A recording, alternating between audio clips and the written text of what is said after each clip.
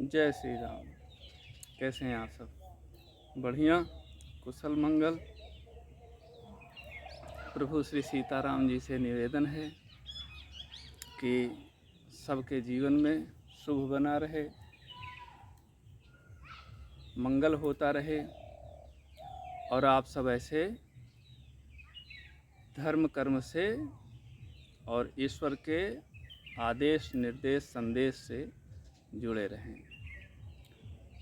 हम वाल्मीकि रामायण के बालकांड के 14वें सर्ग में आज प्रवेश करते हैं।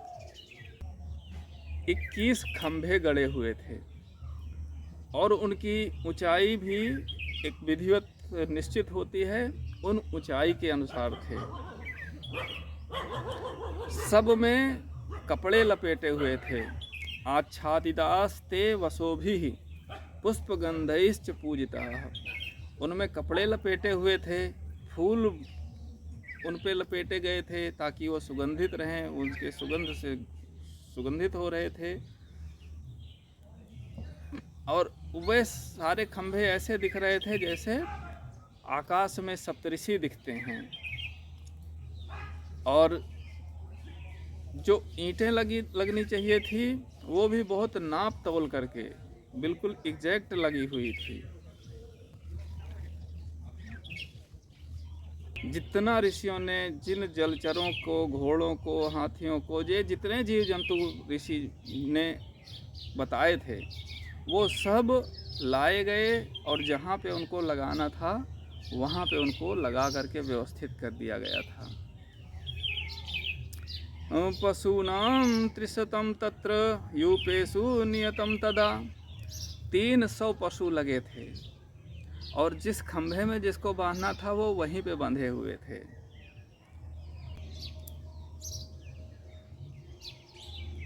इसके बाद में कौशल्या जी ने उस परिक्रमा वाले घोड़े का, जिसने धरती की परिक्रमा की थी, उसकी पूजा किया और उसकी परिक्रमा किया।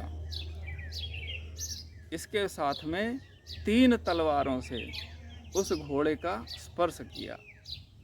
पतत्रिणा तदा सार्धम सुस्थितेन च चेतसा अवसद रजनी में काम कौशल्या धर्म काम्या। और उस घोड़े के साथ माता कौशल्या ने एक रात वहीं पर रह करके बिताया। होताध्वर्युस्तथोद्गाता हस्तेन समयोजयन् महिष्या परिवृत्यार्थं वावाताम परां तथा। इसके बाद जो चारों वर्ण की स्त्रियां होती हैं,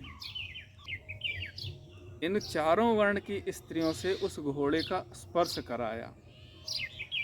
और इसके साथ में वहाँ पे कौन कौन थे? होता, अध्वर्यु, उद्गाता। ये अलग अलग वेदों के अलग अलग विद्वान होते हैं। इसको आप नेट पे सर्च कीजिए। धूमगंधम वपायास्तु जिघ्रति स्म नराधिपः यथा कालम यथा न्यायम निर्णुदन पापमात्मनः। फिर इसके बाद उस घोड़े के गूदे की आहुति दी गई और राजा दशरथ ने अपने पाप को ठीक करने के लिए, निवारण करने के लिए समय पर आकर विधिवत उसके धुएं को सूंघा। फिर प्लक्ष शाखासु यज्ञानाम अन्येषां क्रियते हविः अश्वमेधस्य यज्ञस्य वैवैतसो भाग इष्यते। इसके बाद जो पलाश होता है, पलाश की शाखा का हवन किया गया।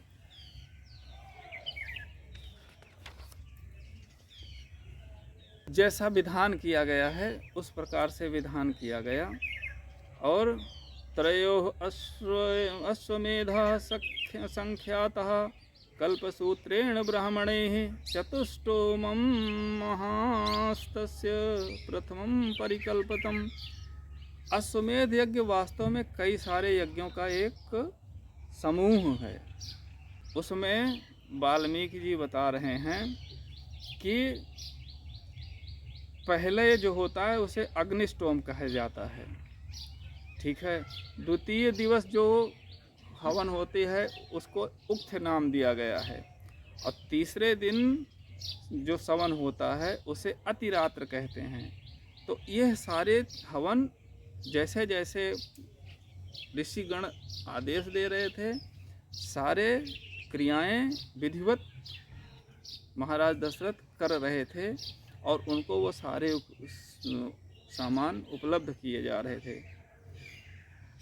प्राचीम होत्रे ददौ राजा दिशम स्वकुलवर्धनः अध्वर्यवे प्रतीचिम तु दक्षिणे ब्राह्मणे दक्षिणाम दिशम।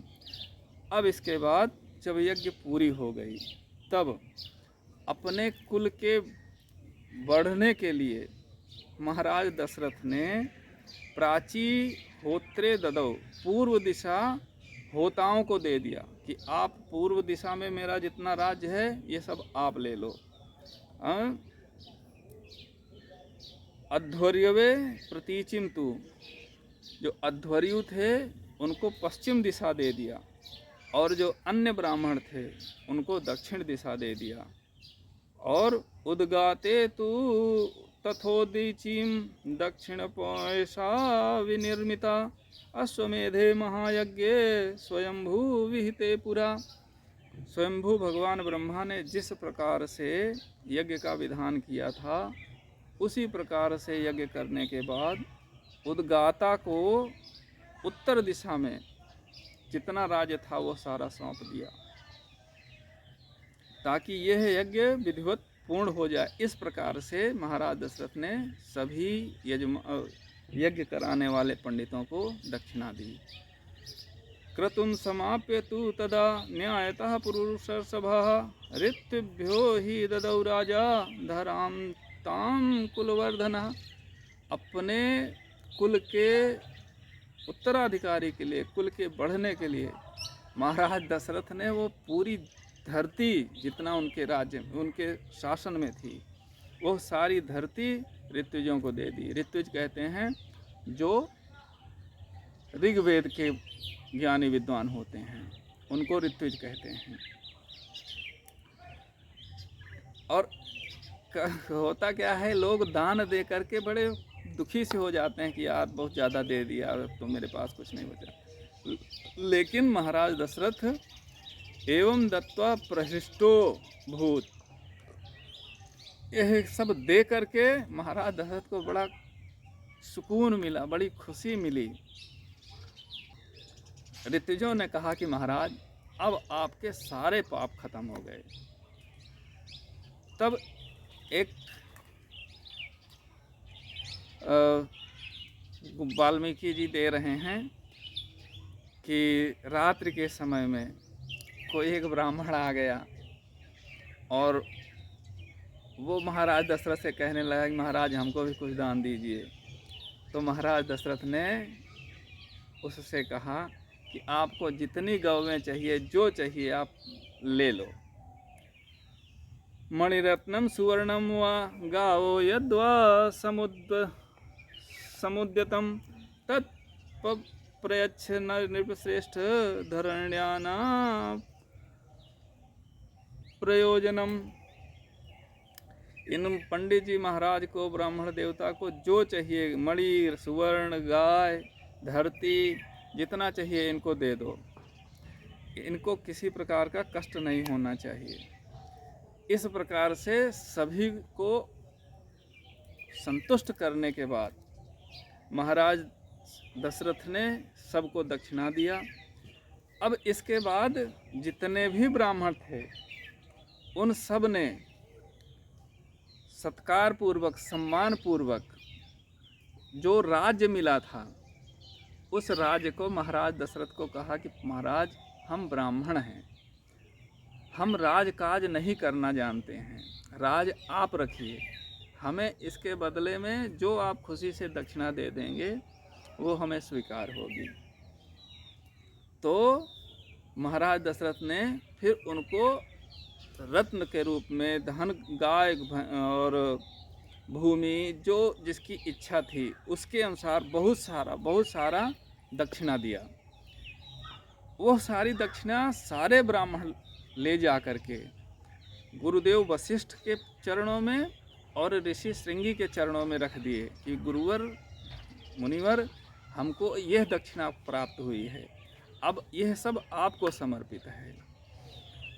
इसके बाद में ऋषि श्रृंगी जी ने और महर्षि वशिष्ठ जी ने उस पूरे धन का एक राशि बनाई, इकट्ठा किया और इकट्ठा करके जिसको जितना चाहिए था, जो जिसके जितने के योग्य था, अपने अनुसार उन सबको ब्राह्मणों में दक्षिणाओं को बांट दिया, ताकि सबके मन में प्रसन्नता भी बनी रहे, सबका आशीर्वाद भी मिलता रहे और साथ में किसी के मन में ग्लानि ना आने पाए।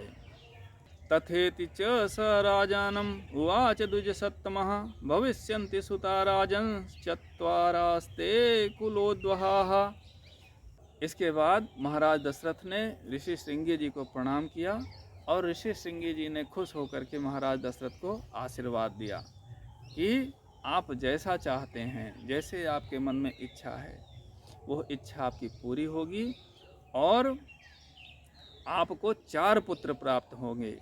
भविष्यन्ति सुता राजन्श्चत्वारास्ते कुलोद्वहाः, आपके कुल को आगे बढ़ाने वाले 4 पुत्र प्राप्त होंगे। सतस्य वाक्यं मधुरं निशम्य प्रणम्य तस्मै प्रयतो नृपेन्द्रः जगाम हर्षं परमं महात्मा तं ऋष्यशृंगं पुनरप्युवाच। इसके बाद में महाराज दशरथ ने फिर से प्रणाम किया और आज्ञा लेकर के अपने महल को चले गए। अब इसके बाद में महाराज श्रृंगी जी ने महाराज दशरथ से और वशिष्ठ जी से पुत्रेष्टि यज्ञ के अनुष्ठान के लिए कहा। तो यहाँ पर ये 14वां सर्ग पूरा होता है और आप सबके जुड़ने के लिए बहुत बहुत धन्यवाद। आप इस चैनल को सब्सक्राइब कर लें। भगवान की कृपा आप सब पे बनी रहे। मंगल हो। जय श्री राम।